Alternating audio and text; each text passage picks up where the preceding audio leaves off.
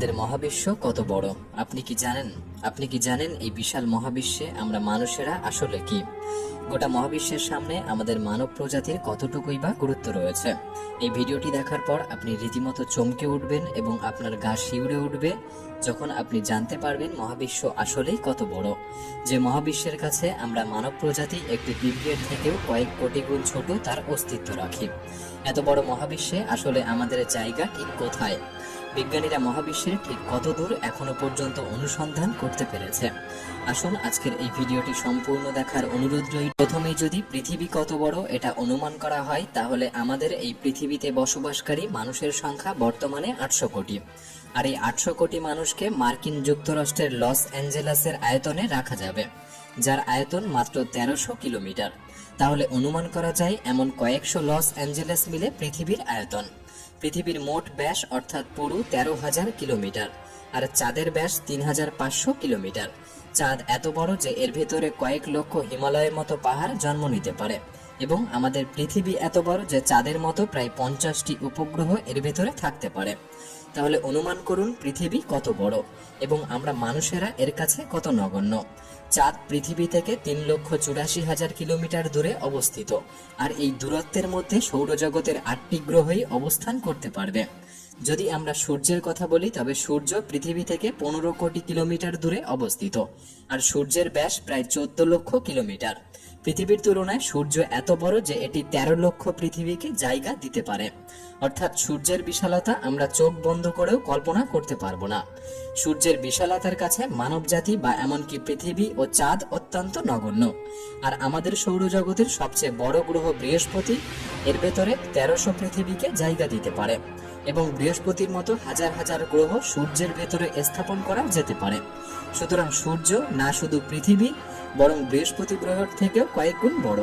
তবে মহাবিশ্বের এই বিশালতা সবে শুরু মাত্র। আমরা যদি গোটা সৌরজগতের কথা বলি, তাহলে এর ব্যাস 28,700 কোটি বা 287 বিলিয়ন কিলোমিটার। এত বড় বিশাল জায়গার মধ্যে আমাদের 8টি গ্রহ, 5টি বামন গ্রহ, লক্ষ লক্ষ অ্যাস্ট্রয়েড এবং কয়েক কোটি মেটিওরয়েডস অবস্থান করে রয়েছে। সূর্য থেকে নেপচুনের দূরত্ব প্রায় 450 কোটি কিলোমিটার। এমন অবস্থায় আমরা যদি সূর্য থেকে নেপচুন পর্যন্ত একটি রেখা তৈরি করি, তবে সূর্যের মতো প্রায় 3000 নক্ষত্রকে এই রেখায় অন্তর্ভুক্ত করা যাবে। তাহলে বুঝতে পারছেন সৌরজগতের আকারের তুলনায় সূর্য কতটা ছোট। আমরা যদি প্লুটো থেকে সূর্যের দিকে তাকাই, তবে সূর্যকে ঠিক এমন দেখতে মনে হবে। তবে এছাড়াও আমাদের সৌরজগৎ প্লুটো ছাড়িয়ে কয়েক গুণ বিস্তৃত। আমরা যতদূর দেখতে পাই এর মধ্যেই একটি বৃহৎ সৌরজগতের কাছে সূর্য অত্যন্ত ছোট। আর এরপর আমরা যদি আরো দূরে যাই, মহাকাশে সূর্যের থেকে বড় নক্ষত্র দেখতে পাবো। এটি হলো ভেগা স্টার, যার ব্যাস 38 লক্ষ কিলোমিটার, এবং এর মধ্যে প্রায় সূর্যের মতো 20টি নক্ষত্র অবস্থান করতে পারবে।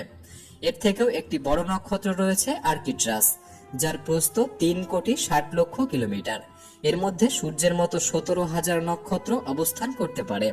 এবং এর থেকেও আরো এগিয়ে গেলে মহাবিশ্বের আরো একটি বিশাল নক্ষত্র রয়েছে রিগ্রেল, যার ব্যাস 11 কোটি কিলোমিটার। আর এর ভেতরে 50টি আর্কিট্রাস তারা এবং সূর্যের মতো 4,85,000 নক্ষত্রকে বসানো যাবে। তাহলে অনুমান করুন এখান থেকে সূর্যকে কত ছোট দেখতে মনে হবে। চলুন আমরা আরো এগিয়ে যাই। এটি হলো বিটলজুস, যার ব্যাস 123 কোটি কিলোমিটার। এর মধ্যে রিগ্রেলের মতো 1400 তারা অবস্থান করতে পারবে, এবং সূর্যের মতো 67 কোটি তারা অবস্থান করতে পারে। আর এই স্থান থেকে সূর্যকে দেখলে একটি বালির দানার মতো দেখতে মনে হবে। আর এরপর সাক্ষাৎ করুন VY কেনিস মেজরিস, যার ব্যাস 200 কোটি কিলোমিটার, এবং এর থেকেও একটি বড় তারা UY স্কুটি, যার ব্যাস 240 কোটি কিলোমিটার। আর সব থেকে বড় তারা স্টিফেনসন 218, যার ব্যাস 300 কোটি কিলোমিটারের সমান, এবং এর মধ্যে 983 কোটি তারা অবস্থান করতে পারবে। মহাবিশ্বে এখনো পর্যন্ত এর থেকে বড় তারা খুঁজে পাওয়া যায়নি, যার কাছে সূর্যের অস্তিত্ব নেই বললেই চলে। আর আমরা মানুষ কিংবা পৃথিবীর কথা তো বাদই দিলাম। তাহলে ভেবে দেখুন মহাবিশ্বের কাছে আমরা মানুষেরা একটি পিঁপড়ের থেকেও কয়েক কোটি গুণ ছোট হলাম কিনা। আর এবার যদি আমরা মহাবিশ্বে এর থেকেও বড় আবিষ্কারের দিকে তাকাই, তাহলে পৌঁছে যাব ক্যাটস আই নেবুলার কাছে। এর আকার 0.5 আলোকবর্ষের সমান। তার মানে হলো আলোর গতি এর ব্যাস অতিক্রম করতে 4 মাস 26 দিন সময় নেবে। এটি মহাবিশ্বের সবচেয়ে বড় নক্ষত্রের চেয়েও অনেক বেশি এলাকা জুড়ে, এই নেবুলার মধ্যে স্টিফেনসনের মতো 3000 তারা হামেশাই অবস্থান করতে পারবে।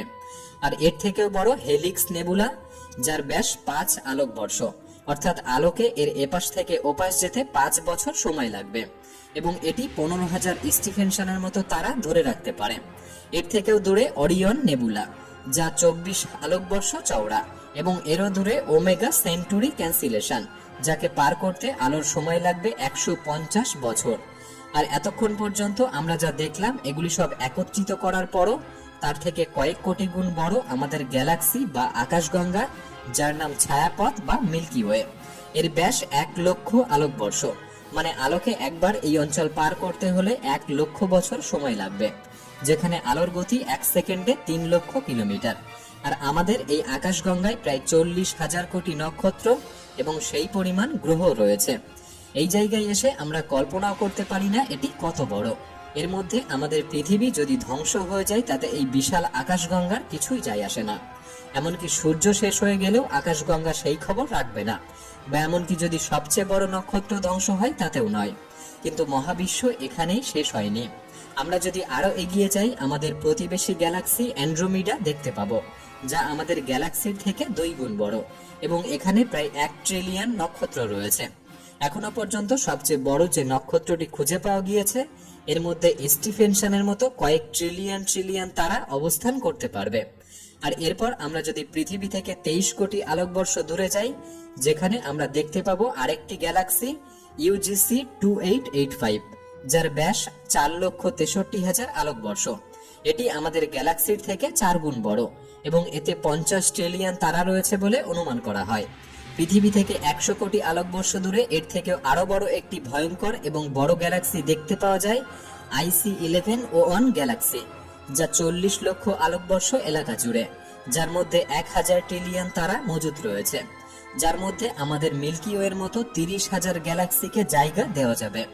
আর এর থেকেও দূরে যদি আমরা যাই তাহলে মহাবিশ্বে আরো বড় গ্যালাক্সি দেখতে পাওয়া যায়, যেখানে আমাদের আকাশগঙ্গা অত্যন্ত নগণ্য। পৃথিবী থেকে 300 কোটি আলোকবর্ষ দূরে এটি হলো অ্যালসিওনিয়াস গ্যালাক্সি, যার ব্যাস 1,60,00,000 আলোকবর্ষের সমান। এখানে আমাদের মিল্কি ওয়ের মতো 40 লক্ষ গ্যালাক্সিকে অবস্থান করানো যাবে। আর এখন মোটামুটি আমরা গোটা মহাবিশ্বের শেষে এসে পৌঁছাতে পেরেছি। আর এখান থেকে যদি দেখা হয়, এটি আমাদের গোটা ইউনিভার্স বা মহাবিশ্ব, যা এতক্ষণ আমরা অবজার্ভ করেছি। এটি পার করতে আলোর সময় লাগবে 9,300 কোটি বছর। আর এই মহাবিশ্বের কাছে সবচেয়ে বড় গ্যালাক্সি অ্যালসিওনিয়াসও অত্যন্ত সামান্য মনে হয়।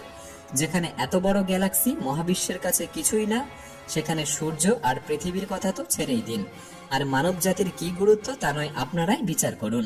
এমনকি আমাদের গোটা বিশ্বের 800 কোটি পৃথিবীবাসী এই মহাবিশ্বের কাছে কিছুই না। যদি মহাবিশ্বে শুধুমাত্র পৃথিবীতেই প্রাণের অস্তিত্ব থাকে, তাহলে ভেবে দেখুন এই গোটা মহাবিশ্বে আমরা কতটা নির্জন আর কতটা ভয়ঙ্কর এই মহাবিশ্ব, যে পৃথিবীর খোঁজ না রাখলেও তার কিছু যায় আসে না, কারণ এমন কোটি কোটি গ্রহ মহাবিশ্বে বিরাজমান। যদি পৃথিবী ছাড়া অন্য কোনো গ্রহতে এলিয়েনের অস্তিত্ব থেকেও থাকে, আমরা কি কোনোদিন এত দূরে তাদের সাথে যোগাযোগ করতে পারবো? এছাড়াও আমরা এটাও জানি না যে এই মহাবিশ্বের বাইরে অন্য কোনো জগৎ আছে কিনা, কারণ পৃথিবীর বিজ্ঞান এই পর্যন্ত সীমিত রয়েছে। যদি থেকেও থাকে, এই মহাবিশ্ব কেমন বা তারা কি আমাদের মহাবিশ্বের থেকেও বড়? এই প্রশ্নের জবাব আমরা কোনোদিনই খুঁজে পাবো কিনা তার সন্দেহ রয়েছে। সুতরাং এটা নিশ্চিত, এই মহাবিশ্বের কাছে আমাদের অস্তিত্ব খুবই সামান্য। বিজ্ঞানীরাও হয়তো অবাক হয়েছে মহাবিশ্বের এমন আকার দেখে। তারা অনুমান করেছে আমরা এই বিশ্ব ব্রহ্মাণ্ডে খুবই নির্জন।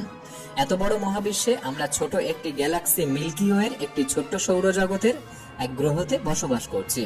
আমাদের জীবনের মূল্য যখন মহাবিশ্বের কাছে এত নগণ্য, তাহলে কেন আমাদের এত অহংকার, কেন এত রাজনীতি, কেন এত দুর্নীতি, কেনই বা এত হিংসা ও মারামারি? আমাদের কাছে কি কোনো সুপার পাওয়ার রয়েছে যা মহাবিশ্বের থেকে বড়? আপনি কি বাঁচাতে পারবেন পৃথিবীর উপর যদি কোনোদিন মহাবিশ্ব বিরূপ হয় আর একটি অ্যাস্ট্রয়েড পৃথিবীতে এসে আঘাত হানে? পারবেন না এই অহংকার মানব জাতিকে বাঁচাতে।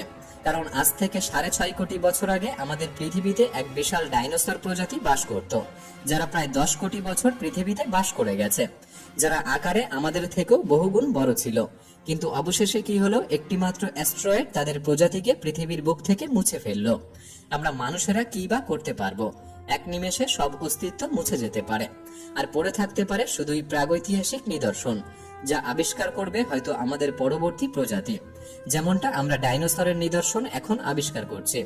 সর্বশেষ আবারও বলতে হয়, আমাদের এত অহংকার, দুর্নীতি ও মারামারি সত্যি শোভা পায় না, যেখানে আমাদের জীবন মাত্র এতটুকু।